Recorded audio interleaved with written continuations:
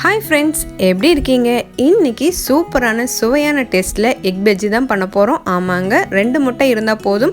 சூப்பரான டேஸ்ட்டில் egg bajji evening snack ரெசிபியாக ரெடி ஆயிரும். அதுக்கு முன்னாடி நம்ம சேனலை புதுசாக பார்க்குறீங்கன்னா கண்டிப்பாக சப்ஸ்கிரைப் பட்டனை கிளிக் பண்ணி வச்சுருங்க. கூடவே பெல் ஐக்கானையும் கிளிக் பண்ணிடுங்க. ஸோ உங்களுக்கு நெக்ஸ்ட் வீடியோ நோட்டிஃபிகேஷனாக வரும்.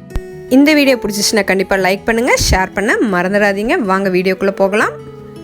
பெரிய வெங்காயம் 2 எடுத்திருக்கேன். இந்த மாதிரி ஸ்லைஸ் பண்ணி எடுத்துடலாம். பச்சை மிளகாய் 2 எடுத்திருக்கேன். 2 உருளைக்கிழங்கு மீடியம் சைஸ் எடுத்து இந்த மாதிரி வேக வச்சு எடுத்திருக்கேன். 1 ஸ்பூன் மிளகாத்தூள்,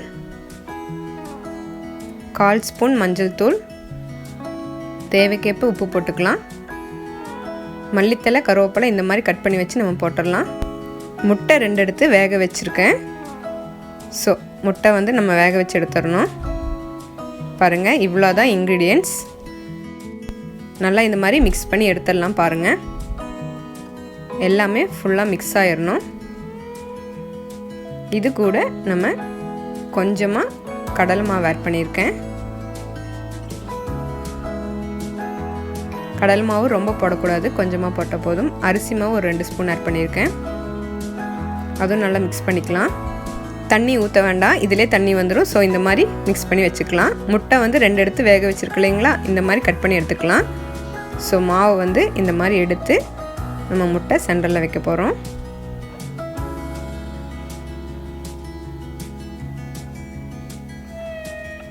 கரெக்டான பதத்துக்கு நம்ம நல்லா ஃபோல்ட் பண்ணி பஜ்ஜி மாதிரி எடுத்துடலாம்.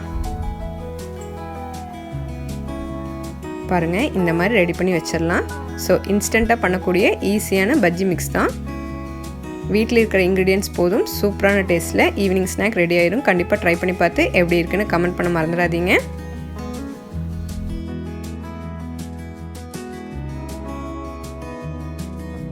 ஆயில் நல்லா சூடாயிடுச்சு. ஸோ ஃப்ரை பண்ணி எடுக்க போகிறோம். பஜ்ஜியை மெதுவாக நம்ம இந்த மாதிரி ஆயிலில் மீடியம் ஃப்ளேமில் வச்சு நல்லா ஃப்ரை பண்ணி எடுத்துடலாம்.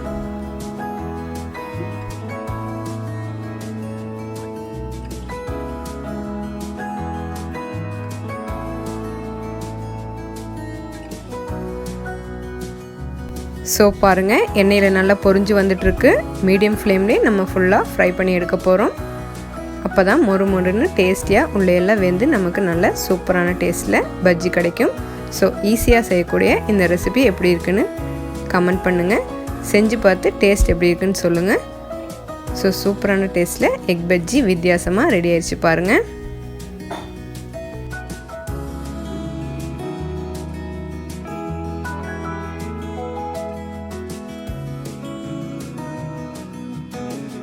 சுட சுடன்னு எக் பஜ்ஜி ரெடி ஆயிடுச்சு பாருங்கள். ஸோ இந்த வீடியோ கண்டிப்பாக உங்கள் எல்லாருக்கும் ரொம்ப பிடிச்சிருக்குன்னு நினைக்கிறேன். இந்த வீடியோ பிடிச்சிச்சுன்னா கண்டிப்பாக லைக் பண்ணுங்கள், ஷேர் பண்ணுங்கள். சப்ஸ்கிரைப் பண்ணாமல் பார்த்துட்டு இருந்தீங்கன்னா உடனே சப்ஸ்கிரைப் பட்டனை கிளிக் பண்ணிடுங்க. கூடவே பெல் ஐக்கானையும் கிளிக் பண்ணி வச்சுக்கோங்க. ஸோ புதுசாக பார்க்குறீங்கன்னா நம்ம சேனலில் புது வீடியோஸ் நிறைய இருக்குது. கண்டிப்பாக போய் பார்த்து என்ஜாய் பண்ணுங்கள். நெக்ஸ்ட் வீடியோவில் பார்க்கலாம். பாய்.